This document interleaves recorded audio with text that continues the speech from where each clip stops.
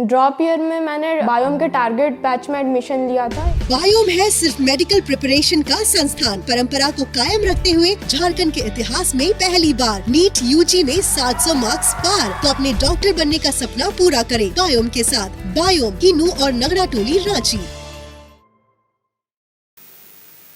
केंद्र सरकार 20 सितंबर को संसद में महिला आरक्षण विधेयक को पेश करेगी। केंद्रीय कैबिनेट से मंजूरी मिलने के बाद इस विधेयक को अब संसद में लाया जाएगा। इस बीच राजद की ओर से दलित, पिछड़े और आदिवासी महिलाओं को महिला आरक्षण के अंदर आरक्षण देने की मांग की गई है। संसद के विशेष सत्र के बीच कैबिनेट की अहम बैठक हुई। सूत्रों की माने तो इस बैठक में महिला आरक्षण बिल को मंजूरी मिल गई है। इस बिल को लेकर कई तरह के कयास भी लगाए जा रहे थे, लेकिन तमाम कयासों को दरकिनार करते हुए केंद्रीय कैबिनेट ने आखिरकार इस बिल को मंजूरी दे दी। इस मंजूरी के बाद महिला आरक्षण बिल को लोकसभा में पेश किया जाएगा। महिला आरक्षण विधेयक में लोकसभा और राज्य विधानसभाओं में महिलाओं के लिए 33% या फिर 1/3 सीटें आरक्षित करने का प्रस्ताव है। विधेयक में 33% कोटा के भीतर एसटी, एससी और एंग्लो इंडियन के लिए उप आरक्षण का भी प्रस्ताव है। विधेयक में प्रस्तावित है कि प्रत्येक आम चुनाव के बाद आरक्षित सीटों को रोटेट किया जाना चाहिए। आरक्षित सीटें राज्य और केंद्र शासित प्रदेश के विभिन्न निर्वाचन क्षेत्रों में रोटेशन द्वारा आवंटित की जा सकती है। इस संशोधन अधिनियम के लागू हो जाने के बाद 15 साल के बाद महिलाओं के लिए सीटों का आरक्षण समाप्त हो जाएगा। करीब 27 सालों से लंबित महिला आरक्षण विधेयक अब संसद के पटल पर आएगा। आंकड़ों के मुताबिक लोकसभा में महिला सांसदों की संख्या इस वक्त 15% से भी कम है, जबकि राज्यसभा में उनका प्रतिनिधित्व 10% से भी कम है। इस मुद्दे पर आखिरी बार कदम 2010 में उठाया गया था, जब राज्यसभा ने हंगामे के बीच बिल पास कर दिया था और मार्शलों ने कुछ सांसदों को बाहर कर दिया था, जिन्होंने महिला को 33% आरक्षण का विरोध किया था। हालांकि ये विधेयक रद्द हो गया क्योंकि लोकसभा से पारित नहीं हो सका। बीजेपी और कांग्रेस दोनों दलों ने हमेशा इसका समर्थन किया। हालांकि कुछ अन्य दलों ने महिला कोटा के भीतर ओबीसी आरक्षण की भी मांगे उठाकर इसका विरोध किया। अब एक बार फिर कई दलों के इस विशेष सत्र में महिला आरक्षण विधेयक लाने और पारित करने की जोरदार वकालत की, लेकिन सरकार की ओर से कहा गया कि उचित समय पर उचित निर्णय लिया जाएगा। वर्तमान स्थिति की बात की जाए तो लोकसभा में 73 महिला सदस्य चुनी गई हैं, जो कुल 543 के 15% से भी कम है। बीते साल दिसंबर में संसद में साझा किए गए आंकड़ों के अनुसार राज्यसभा में भी महिलाओं का प्रतिनिधित्व करीब 14% है। इसके अलावा 10 राज्यों की विधानसभाओं में महिलाओं का प्रतिनिधित्व 10% से भी कम है। इसमें आंध्र प्रदेश, अरुणाचल प्रदेश, असम, गोवा, गुजरात, हिमाचल प्रदेश, कर्नाटक, केरल, मध्य प्रदेश, महाराष्ट्र, मणिपुर, मेघालय, ओडिशा, सिक्किम, तमिलनाडु, तेलंगाना, त्रिपुरा और पुडुचेरी शामिल है। कहा जा रहा है कि कहीं ना कहीं केंद्र सरकार ने महिलाओं के हित में एक बड़ा कदम उठाया है। देखिए, महिला आरक्षण बिल अगर आता है पार्लियामेंट के अंदर में तो हम देखेंगे और महिला बिल का हम समर्थन भी करेंगे।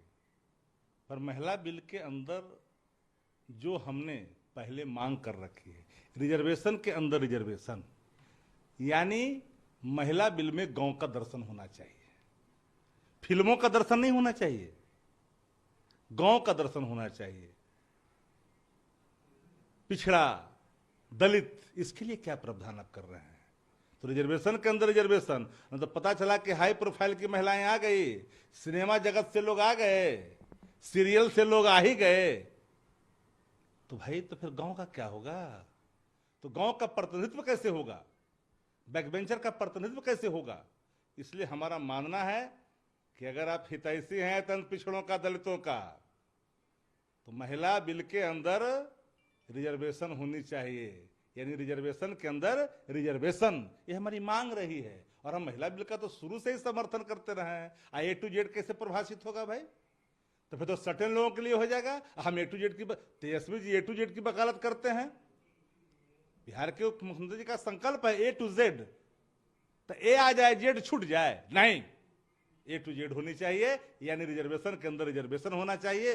तभी हमारे संकल्प पूरा होते दिखेंगे और गांव का दर्शन होगा, किसानों का दर्शन होगा, मजदूरों का दर्शन होगा। पार्लियामेंट के अंदर में पत्थर तोड़ने वाले, काम करने वाले लोग भी चुन करके आएंगे, पार्लियामेंट के अंदर में आएंगे, तो वो दिखना चाहिए, संपूर्ण भारत दिखना चाहिए, सिर्फ एक भाग नहीं दिखनी चाहिए। महिला आरक्षण के अंदर भी आरक्षण की आप मांग कर रहे हैं, तो क्या जाति व्यवस्था के अकॉर्डिंग इसमें मिलना चाहिए? हम तो साफ कर रहे हैं ना कि जो हाशिए पे है उनका प्रतिनिधित्व कैसे मिलेगा, तो उनके लिए आरक्षित करिए। अगर आप आतंक पिछड़ों के हिमायती हैं तो आरक्षित करना ही पड़ेगा। रिजर्वेशन के अंदर रिजर्वेशन, इसके बिना संकल्प नहीं पूरे होते A to Z के, और न ही गांव का प्रतिनिधित्व उसमें समुचित रूप से मिल पाएगा। अब कांग्रेस पार्टी भी इसमें आ गई है, वो क्रेडिट लेने के अंदर कि ये जो डिमांड है महिला आरक्षण का, ये हम लंबे वक्त से कर रहे थे। बिल्कुल, मैं इस बात का पक्षकार हूं कि महिला आरक्षण का रहा है, पहले से हम लोग भी चर्चा करते रहे हैं। यूपीए गवर्नमेंट में भी जबरदस्त तौर पर इस बात को होता रहा है। कल कांग्रेस पार्टी के लोगों ने भी कहा, लेकिन हम तो भाई इस बात के पक्षकार हैं कि महिला रिजर्वेशन के अंदर रिजर्वेशन, तभी गांव का प्रतिनिधित्व होगा और संपूर्ण भारत की झलक दिखाई पड़ेगी। तो पता चला कि हाई प्रोफाइल और सिनेमा, वही देखने के लिए देश की जनता थोड़ी बैठी हुई है। मनोज झा ने कहा है कि 2024 के बाद मिनी लंदन मैक्लुस्कीगंज प्रकृति की गोद में बसा ड्रीम डेस्टिनेशन आपका कर रहा है इंतजार। आइए अपने यादगार लम्हों को बिताइए ड्रीम डेस्टिनेशन में। राजधानी रांची से महज 50 किलोमीटर दूर आपका अपना ड्रीम डेस्टिनेशन।